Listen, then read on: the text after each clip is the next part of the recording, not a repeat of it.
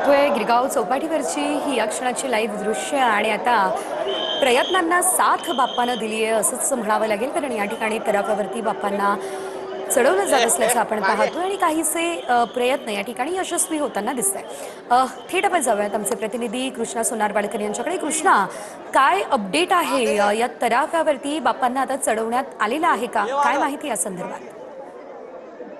सेजेल एक मोठं यश म्हणावं लागेल। सकाळपासून जे प्रयत्न लालबागच्या राजाच्या सगळ्या मंडळाचे कार्यकर्ते करत होते की मूर्तीला तराफ्यावरती चढवण्याचे प्रयत्न जे होते त्याला यश आलेलं आहे आणि लालबागच्या राजाची मूर्ती अखेर तराफ्यावरती चढवण्यामध्ये आता ते यशस्वी झालेत। मात्र आता अजून एक मोठं आव्हान आहे, म्हणजे आता तराफा जास्त हलवण्याचा एक मोठा टास्क या ठिकाणी असणार आहे, कारण तराफा पूर्णपणे वाळूमध्ये आहे आणि तिथे कोणत्याही पद्धतीचं पाणी म्हणजे पाणी त्यापर्यंत पोहोचलेलं नाही आणि त्यामुळे तराफ्याची मुवमेंट आता कशी होणार हा एक मोठा टास्क आता या मंडळाच्या कार्यकर्त्यांसमोर असणार आहे। मात्र आता मूर्ती अखेर या तराफ्यावरती चढल्यामुळे आरती जी आहे ती थोड्या वेळामध्ये पार पडू शकते आणि त्यानंतर जेव्हा पुन्हा भरतीचं पाणी पुढेपर्यंत समुद्र किनाऱ्यापर्यंत येईल तेव्हा तराफ्याची आपोआपच मुवमेंट होईल आणि त्यानंतर विसर्जनासाठी हा तराफा जो आहे तो लालबागच्या राजाला घेऊन मार्गस्थ होईल।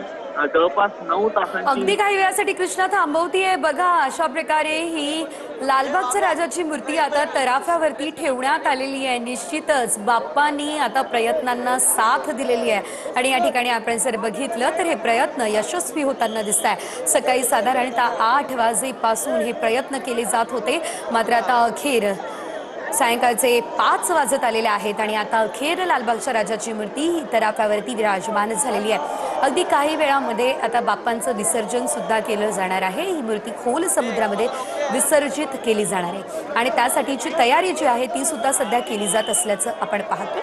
अगदी काही वेळामध्ये गणपती बाप्पांची आरती या ठिकाणी होणार आहे आणि त्यानंतर बाप्पांना